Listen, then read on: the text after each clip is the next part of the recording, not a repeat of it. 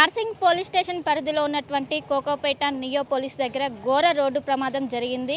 ఈ ఘోర రోడ్డు ప్రమాదంలో ఇద్దరు మృతి చెందారు, నలుగురు తీవ్ర గాయాలయ్యే ప్రస్తుతం వాళ్ళు ప్రభుత్వ ఆసుపత్రిలో చికిత్స పొందుతున్నారు. ప్రస్తుతం నేను ఏదైతే యాక్సిడెంట్ అయిందో ఆ స్పాట్ దగ్గర ఉన్నానో ఒకసారి విజువల్స్లో చూసుకోవచ్చు. కారు మొత్తం కూడా నుజ్జైన పరిస్థితి. ఈ వెహికల్ అనేది గండిపేట నుంచి టువర్డ్స్ హైదరాబాద్కి వెళ్తుండగా ఈ ప్రమాదం అనేది జరిగింది. ముఖ్యంగా అతివేగమే దీనికి ప్రధాన కారణం అన్నట్లు కూడా పోలీసులు ఒకవైపు నిర్ధారించారు. మొత్తం వాళ్ళు ఒక్కసారిగా మితిమీరిన వేగంతో వాళ్ళు రావడంతో ఒక్కసారిగా ఏదైతే ఫుట్పాత్ ఉంటుందో ఫుట్పాత్ ఎక్కించిన అనంతరం పక్కన ఉన్నటువంటి కరెంట్ పోల్కి ఢీకొన్నది. దీంతో ఎక్కడికక్కడ కారు మొత్తం ఎక్కడికక్కడ అన్ని పార్ట్స్ కూడా నుజ్జు అయ్యాయి.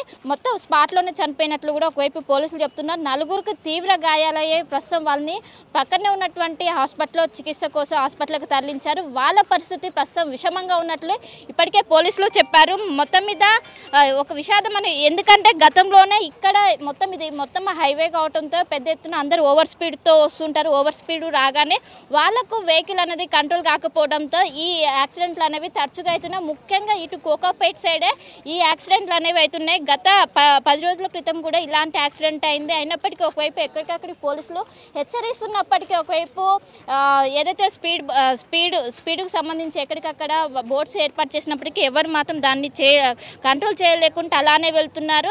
దాని మూలంగా ప్రాణాలు కోల్పోవాల్సి వస్తుంది. మనం వాళ్ళకు సంబంధించినటువంటి ఎవరైతే అక్కడ కాల్లో ప్రయాణిస్తున్నటువంటి విద్యార్థులు ఎవరైతే ఉన్నారో వాళ్ళకి సంబంధించిన చెప్పులు కావచ్చు, బ్లడ్ మార్క్స్ కావచ్చు, మొత్తం గ్లాస్ మొత్తం ఎక్కడికక్కడ మొత్తం పగిలిపోయిన పరిస్థితి. ఒక్కసారి మనం ఆ కార్ను చూస్తేనే ఆ యాక్సిడెంట్ తీవ్రత అనేది మనకు అర్థమవుతూ ఉంటుంది. మొత్తం ఎక్కడికక్కడ ముందు కావచ్చు, వెనక కావచ్చు, మొత్తం ఎక్కడికక్కడ పగిలిపోయిన పరిస్థితి కనిపిస్తుంది. ఒకవైపు డీజిల్ ఏదైతే ఈ ట్యాంకర్ ఉంటుంది, ఈ ట్యాంకర్కి సైతం మొత్తం ఓపెన్ అయిన పరిస్థితి.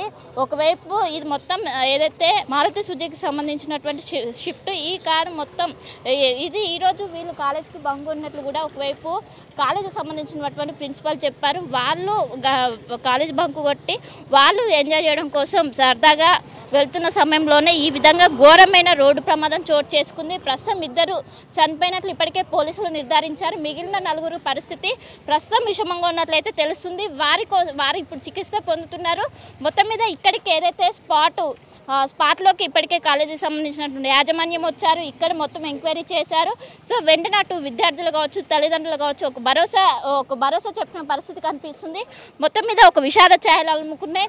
ఎక్కువగా మితిమీరిన వేగమే దీనికి ప్రధాన కారణం అంటూ కూడా ఒకవైపు పోలీసులు చెప్పారు. సో ఇప్పటికైనా ఎవరు కూడా ఈ విధంగా వేగంగా వెళ్ళొద్దంటూ కూడా ఒకవైపు ఎక్కడికక్కడికి అవేర్నెస్ వచ్చినప్పటికీ ఇటు ప్రజల మాత్రం అవేర్నెస్ మాత్రం కనిపించడం లేదు. సో ఇప్పటికైనా దీనికి సంబంధించి మేల్కోవాలంటూ ఒకవైపు పోలీసులు హెచ్చరిస్తున్న పరిస్థితి ఓవరాల్గా కనిపిస్తుంది. మొత్తం మీద ఈరోజు జరిగినటువంటి ప్రమాదంలో మొత్తం 6 ప్రయాణిస్తుండగా ఇద్దరు స్పాట్లో చనిపోయారు, నలుగురికి తీవ్ర గాయాలయ్యే. ప్రస్తుతం వాళ్ళ హాస్పిటల్లో చికిత్స పొందుతున్నారు. వాళ్ళ పరిస్థితి కూడా విషమంగా ఉన్నట్లయితే ప్రస్తుతం తెలుస్తుంది. కెనపర్సన్ కోటేశ్వరరావుతో కలిసి శిల్ప అటవే, హైదరాబాద్. మరిన్ని వీడియోస్ కోసం ఛానల్ ని సబ్స్క్రైబ్ చేయండి. లేటెస్ట్ అప్డేట్స్ కోసం వాట్సాప్ ఛానల్ ని ఫాలో అవ్వండి. ఆ లింక్ డిస్క్రిప్షన్ లో ఉంది.